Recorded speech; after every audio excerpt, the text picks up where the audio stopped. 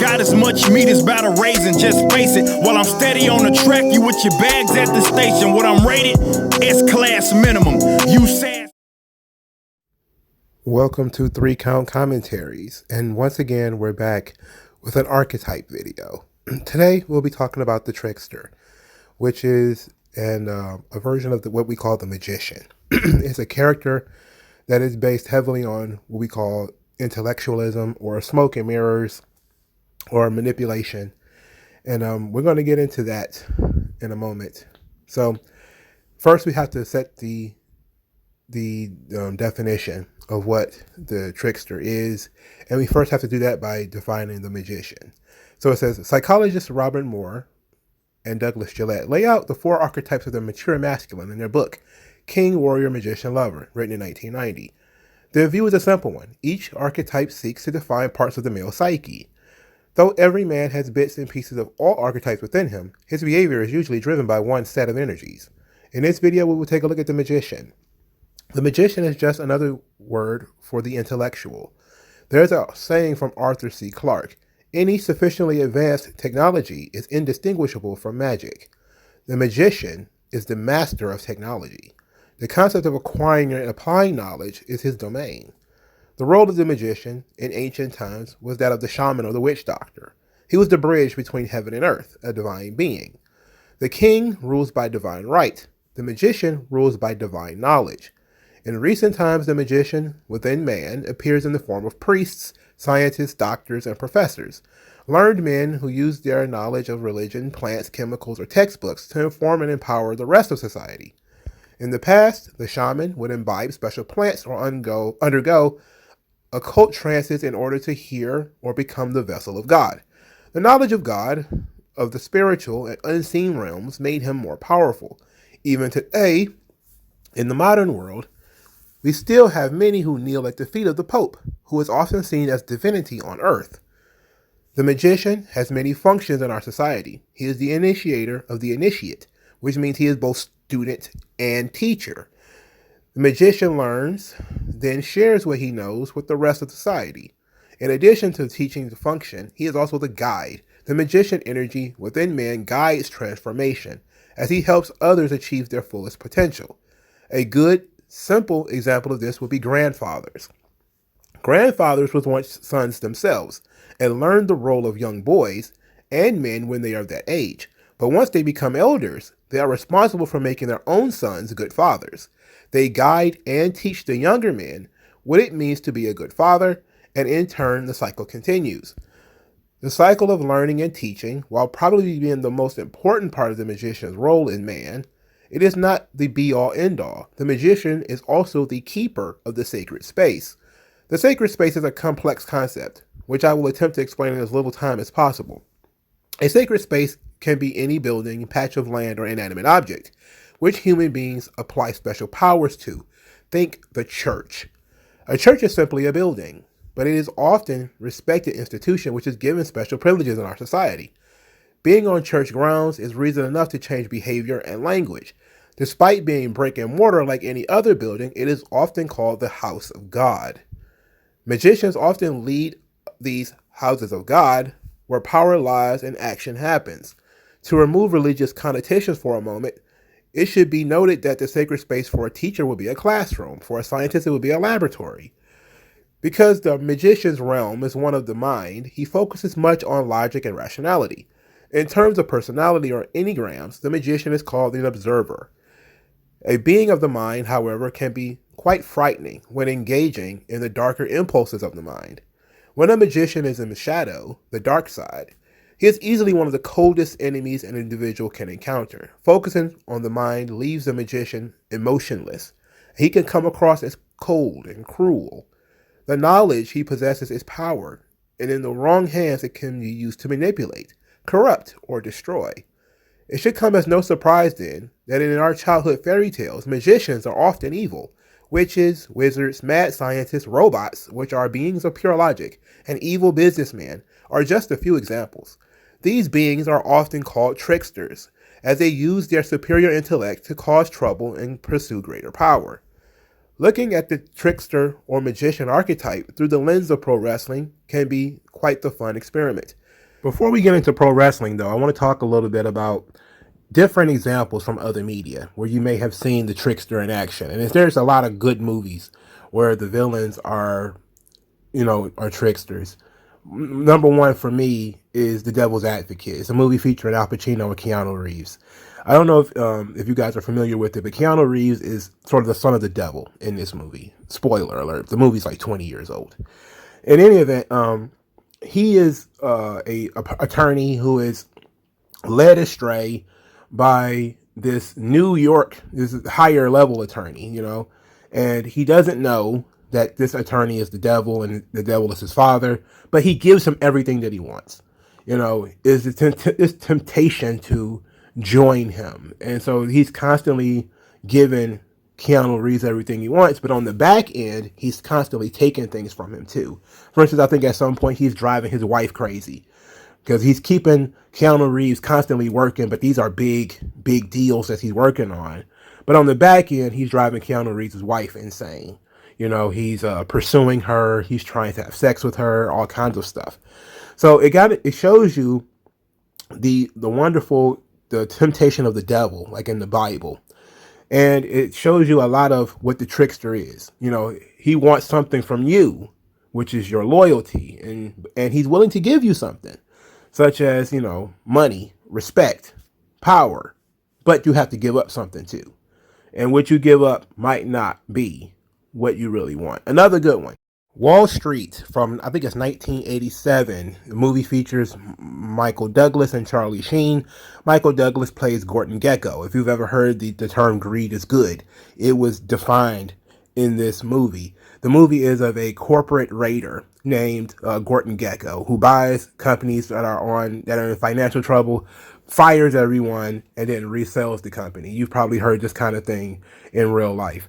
And Gordon Gekko is the most cutthroat, vicious corporate businessman ever. And he was meant, and the movie came out in a very interesting time because it came out during the 1980s when people were, this is Reaganomics on steroids, which Reaganomics wasn't a real thing. But the general idea is that corporations and businessmen didn't care about the little guys. And so that's how the movie is set up. Charlie Sheen is this upcoming financial advisor, upcoming stock trader, and his dad is a union guy. And Gordon Gekko is going to buy his dad's airplane, or not airplane, but airline, and going to put all the union guys out of business in order to resell it for higher profits later on. And later in the movie, it's coined greed is good, as Gordon Gekko is basically talking about self-interest, and following your own self-interest is a good thing, which of course it is, but it's put in the most evil way possible. It's a really good movie, and I know a lot of people haven't seen it, but it's a really good archetype of what a trickster is, because Gordon Gekko, much like in the movie Devil's Advocate, he actually is trying to give this guy, Charlie Sheen's character, give him what he wants. You want to be successful, you want to make more money, but he's asking him to sell out his father. You have to make your dad unemployed. You have to put all your dad's friends out of business. But you'll be successful. You'll make a lot more money than you've ever made before. You'll finally get where you want to be in life. And you get the most successful financier in the world as a mentor. All you got to do is sell out your dad. And so those kinds of situations that are created, the trickster, and how he can use your wants and your ambitions to empower himself. And it might benefit you in some way tangentially, but he's really looking out for himself. And that's kind of what I really want to bring out of this video in talking about the trickster, is that it is important that the trickster is offering you something or guiding you somewhere, or, looking to make your dreams come true. But you always have to give up something. Or even if they're not asking for something, usually the characters will notice that something has to change, something has to give, as they go through and learn about the trickster and what they really want. Now let's turn to some prominent examples of the magician archetype in pro wrestling. The $1 Million Man, Ted DiBiase. Evil businessman, corrupter, tempter, greedy. If there is one legendary wrestling villain which best embodies the archetype of the magician, it is the $1 Million Man, Ted DiBiase. DiBiase, through financial temptation, often sought to corrupt wrestlers in the WWF. The devilish laugh in his tagline, "Everyone's got a price," turned DiBiase into the WWF's premier villain in the 1980s. DiBiase made his bones by throwing around money. In a series of vignettes and segments, we see how DiBiase manipulates the average Joe. Often, the financial temptation is merely a ruse, the most famous of these being The Basketball Kid, where Ted offers a small boy a handful of cash to bounce a basketball a specific number of times. The kid, Sean, is recruited to play the $500 challenge. To test his skills, DiBiase tells Sean to bounce the ball 10 times. Sean does it. Following this, DiBiase tells Sean if he can bounce the ball 15 times, he will give him $500. Sean bounces the ball 14 times before DiBiase kicks it away, then leaves Sean with a piece of advice: you don't do the job and you don't get paid. In another famous segment, DiBiase pays a young fan $100 to kiss his foot in public. DiBiase made a point of getting what he wants, regardless of resistance. When he was unable to actually win the WWF Championship, DiBiase hired Andre the Giant to win it for him. During his feud with the common man Dusty Rhodes, he sought to prove that everyone has a price. DiBiase showered Sapphire, Dusty's friend and valet, with a fur coat and jewels, ultimately wooing her over to his side. This shows the true power of DiBiase and his philosophy. DiBiase purposefully targets buying the friends of the good guys. Once he formally retired from in-ring competition, he turned towards hiring a team of mercenaries called the $1 Million Corporation. The corporation quickly became staffed with wrestlers who, quote, sold out or took the money of Ted DiBiase, such as Tatanka, who sold out on Lex Luger, the 1-2-3 Kid, who sold out on Razor Ramon, Psycho Sid, who joined up after Shawn Michaels fired him as his bodyguard. While the $1 Million Corporation wasn't the phenomenal success it could have been, it established DiBiase as a cutthroat businessman focused on the humiliation of his opposition. In his earlier years after failure to buy the WWF Championship, DiBiase decided to purchase his own championship, the $1 Million Championship. The title represented the excess of DiBiase. Adorned with hundreds of small diamonds and a gold strap, it was more gaudy than any title ever created. DiBiase, demanding to be referred to as the $1 Million Champion, despite the title not being formally recognized, was a bone of contention. DiBiase had not earned the right to be a champion, yet through financial means had made himself a champion, stealing the mantle of champion from more deserving wrestlers.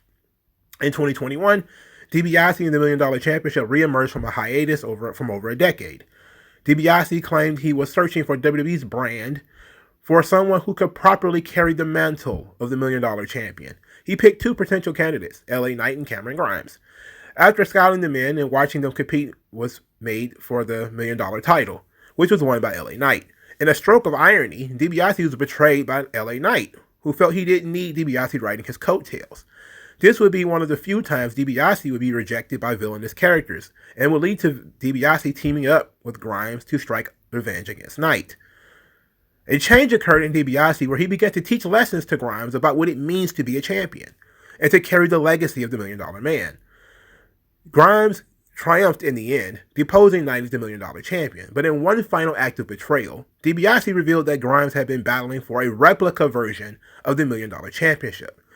The deceitful and manipulative nature of Ted DiBiase in the WWE can only be surpassed by the man the character is based on, Vincent Kennedy McMahon, WWE CEO and chairman of the board. Mr. McMahon borrowed many of the same character traits of Ted DiBiase, while putting a delightfully evil McMahon spin on things. The similarity in the characters are so obvious, I will forego discussion on the McMahon version. Many of the same tropes, such as being power-hungry, manipulative, greedy, and duplicitous, offer in both. McMahon's exaggerated swagger exuded as much confidence and narcissism as DiBiase's vile cackle. Both characters, more than anything, show how dark human nature can be. That there is always a devil on your shoulder, whispering in your ears and dangling our heart's desires in front of us. But it is all an illusion. It is merely the will of the corrupter, acting in the world and using you as a tool. Another good example is Edge.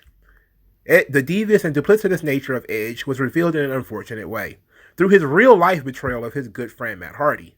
Edge had a secret relationship with Matt's girlfriend Lita. Once the relationship was made public, the fan base of WWE saw Edge as a backstabber, and there was legitimate dislike for him.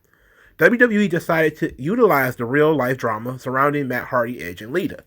In a storyline, and the rated R superstar was born. Lita at his side, Edge became one of the most popular and biggest superstars of the modern WWE.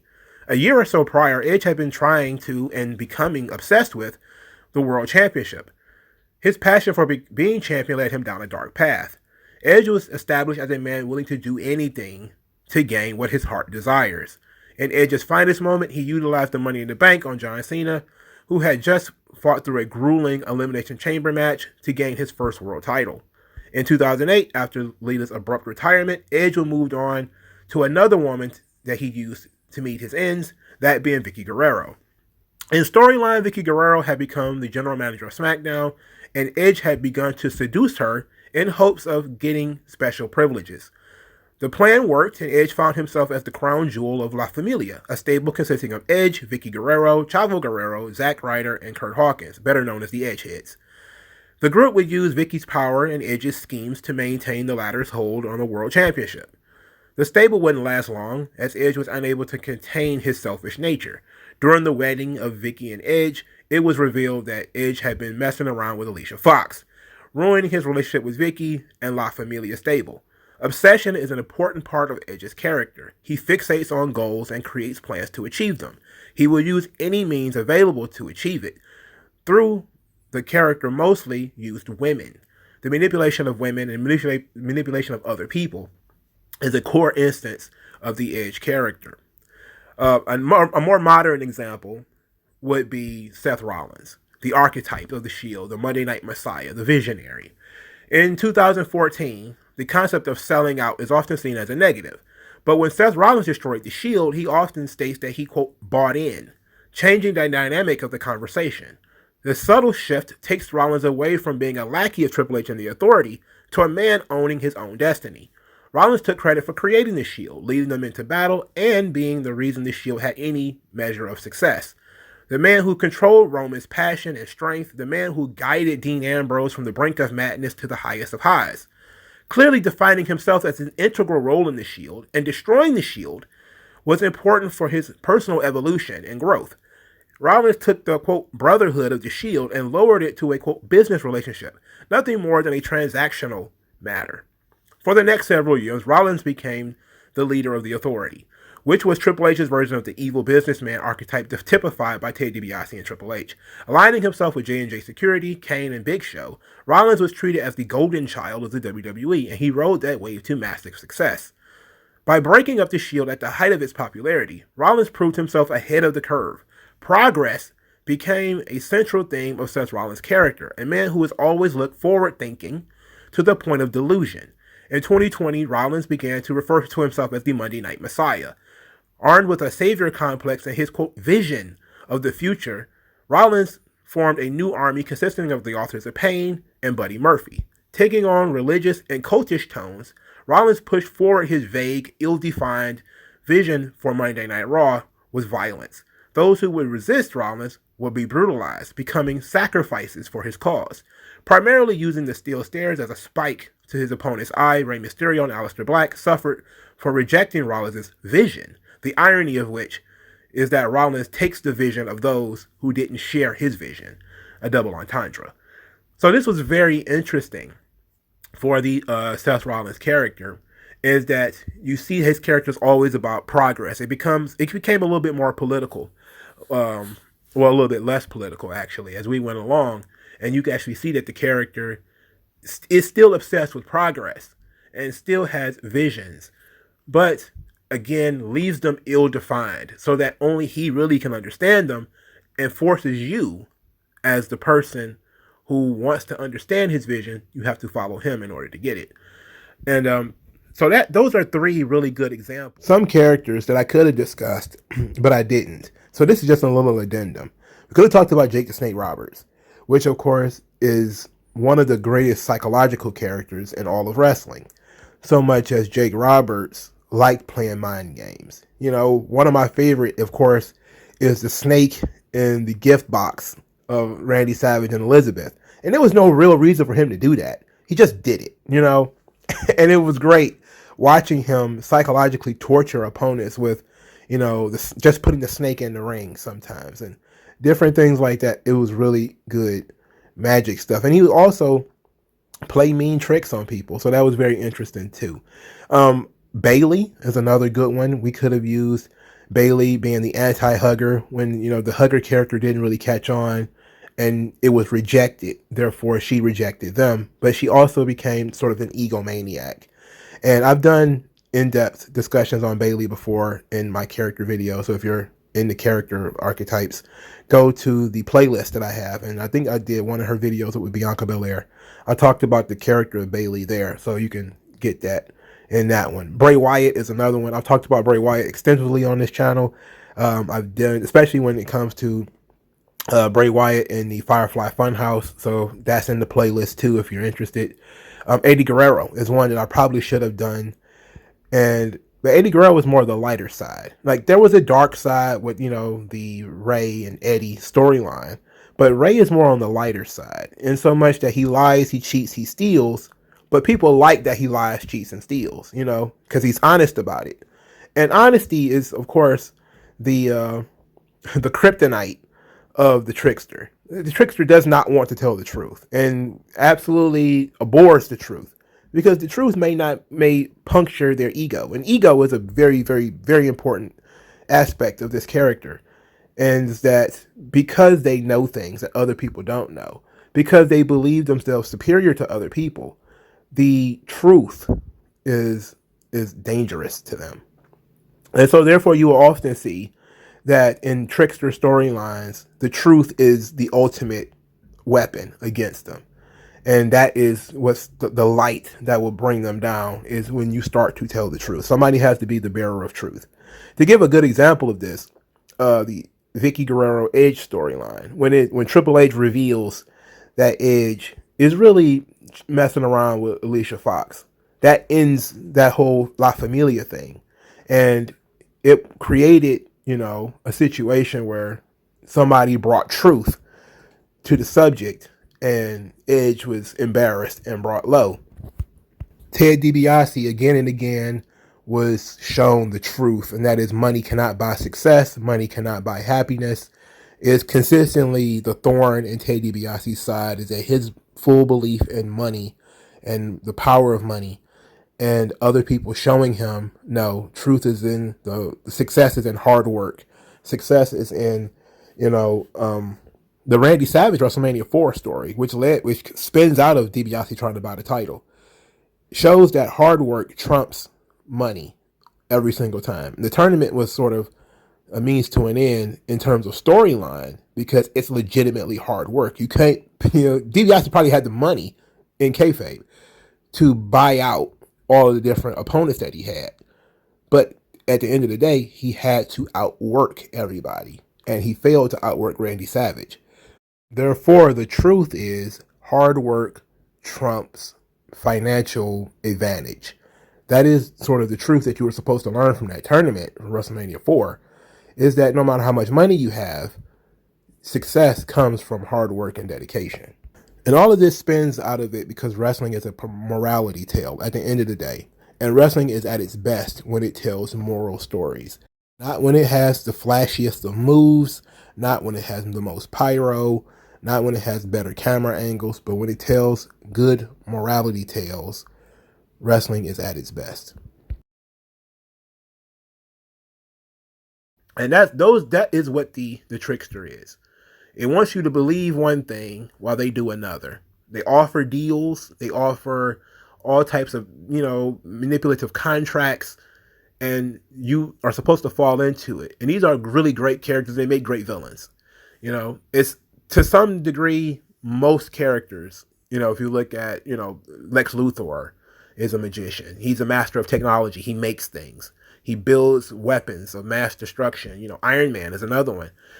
Iron Man could easily be a villain. Doctor Doom is another one. You can just go on and on and on with the characters that fit this magician / trickster archetype. And it's a really fun thing to write. It's a really fun thing to watch unfold if it's given enough space and given enough time. Asher, if you've ever seen the Spartacus, Blood and Sand, it's a really good one too. And he's on a lower level, like he's a slave like all the other slaves, but he gains power through politics, through relationships. He hears things, repeats it, he knows who is going where and who's doing what. And he was my favorite character in that Spartacus Blood and Sand series, if you've ever seen it. If you've never seen Spartacus Blood and Sand, please go watch it. But that's it for the archetype of the Trickster. Thank you guys for listening. Like this video, share this video, subscribe to the channel, donate to the channel. Thank you guys for your time, and I'll talk to you guys later.